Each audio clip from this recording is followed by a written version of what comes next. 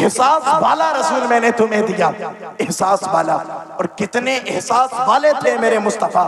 کتنی امت کا احساس تھا میرے مصطفیٰ کے دل میں۔ میرے نبی نے فرمایا لوگو میرا دل یہ چاہتا ہے، میرا دل یہ چاہتا ہے کہ میں عشاء کی نماز کو طویل کر کے پڑھوں، عشاء کی نماز کو رات کے آخری حصے تک ادا کروں اور یہی اپنے غلاموں کو حکم دوں، لیکن مجھے احساس ہے اپنی امت کا کہ میری امت یہ نہیں کر پائے گی۔ اتنا احساس تھا میرے مصطفیٰ کے دل میں جی۔ آج ہم بھی حضور کا کلمہ پڑھنے والے گئے، مجھے ایمانداری سے بتاؤ ہمارے دلوں میں کتنا احساس ہے۔ ہم روڈ پر سے گزرے نا، راستے میں حادثہ ہو گیا ہو، ایکسیڈنٹ ہو گیا ہو، تو ہمیں اتنی توفیق نہیں ہوتی کہ اس کو ہٹا کر کے ایک سائیڈ میں رکھ دیں، بلکہ کیا ہوتا ہے فون جیب سے نکالا جاتا ہے اور نکالنے کے بعد میں تصویر لینا شروع کر دیتا ہے اور لینے کے بعد سوشل میڈیا پر شیئر کی جاتی ہے۔ یہ حضور کی تعلیم نہیں تھی جی، مصطفیٰ کی امت کی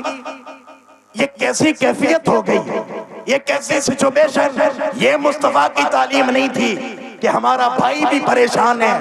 ہمارے پڑوسی کو کھانے کو کھانا میسر نہیں آتا کہ لیکن ہم 5 اسٹار میں ہوٹل میں جا کر کے کھاتے گئے، ہمیں تو وہی چاہیے جو دنیا کا اسپیشل کھانا ہو۔ ہمارے دلوں سے احساس کا جنازہ نکلتا چلا گیا۔ ہم نے بچپنے کا وہ دور بھی دیکھا کہ جس دور میں اگر پڑوس کے گاؤں میں بھی کوئی بندہ بیمار ہو جاتا تھا، اللہ اکبر، تو گھر سے نکلتے تھے بزرگ اور نکلنے کے بعد میں اس کی عیادت کے لیے جاتے تھے، اس کے حالات کو پوچھتے تھے اور پوچھنے کے بعد اگر کرنے کی ہوتی تھی تو مدد بھی کی جاتی تھی۔ لیکن ہماری سچویشن الگ ہو رکھی ہے، ہماری کنڈیشن ایسی ہو گئی ہے، ہمارے سامنے کوئی مر رہا ہو، اگر اس کو پانی کی ضرورت ہو تو اللہ ماشاء اللہ کچھ ایسے تو ملیں گے جو پانی لے جا کر کے پیش کر دیں گے، ورنہ کچھ لوگوں کی ذہنیت اتنی گندی ہو چکی ہے وہ کہتے ہیں مرے تو مر جائے، ہمارا کیا لے کر کے جائے گا۔ وہ یار تو اس مصطفیٰ کا کلمہ پڑھنے والا تھا جس مصطفیٰ کے سامنے اگر جانور بھی روتا ہوا آتا تھا، مصطفیٰ کو اس کا درد بھی نہیں دیکھا جاتا تھا۔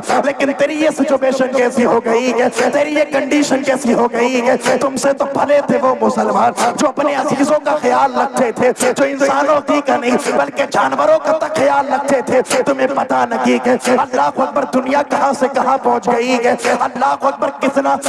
کتنا لوگ بوجھ اٹھاتے گئے، کتنے پریشان اس دنیا میں رہتے گئے۔ ہمارے سامنے کوئی اپنے ہاتھ دراز کرتا ہے، ہم دینے کے بجائے اس کو جھڑک دیتے گئے اور اس سے کہہ دیتے گئے تمہارا تو کام یہی ہے۔ وہ عزیز تجھے نہیں پتا کہ کبھی جا کر کے ایئرپورٹ پہ دیکھ لینا، کبھی جا کر کے اسٹیشنوں پہ دیکھ لینا، کبھی جا کر کے روڈ بیس اسٹینڈ پر جا کر کے دیکھ لینا، چھوٹی چھوٹی بچیاں ہوتی ہے، ہاتھ میں کھٹورا ہوتا ہے اور بھیک مانگنے کے لیے آتی ہے، ذرا دے تو کچھ کھایا لگے گے، صبح سے بھوکے گئے، ہمیں کچھ کھانے کو نہیں ملا ہے، لیکن ہمارے مسلمانوں کی حالت یہ ہے انہیں کچھ دینے کی بجائے ہم اس کو چھڑک دیتے ہیں۔ وجہ کیا ہے؟ احساس کی کمی رہ گئی ہے۔ وہ میرے عزیزوں اگر تمہارے سینوں میں مصطفیٰ نے جو احساس دیا تھا اگر وہ احساس ہوتا تو ذمہ دار رشتے سے ذمہ دار بات کہہ سکتا کو ہمارے درمیان میں جو برقع پہن کر کے عورتیں غیر مسلموں کی دکانوں پہ جا کر کے ہاتھ بڑھا کر کے مانگتی ہے،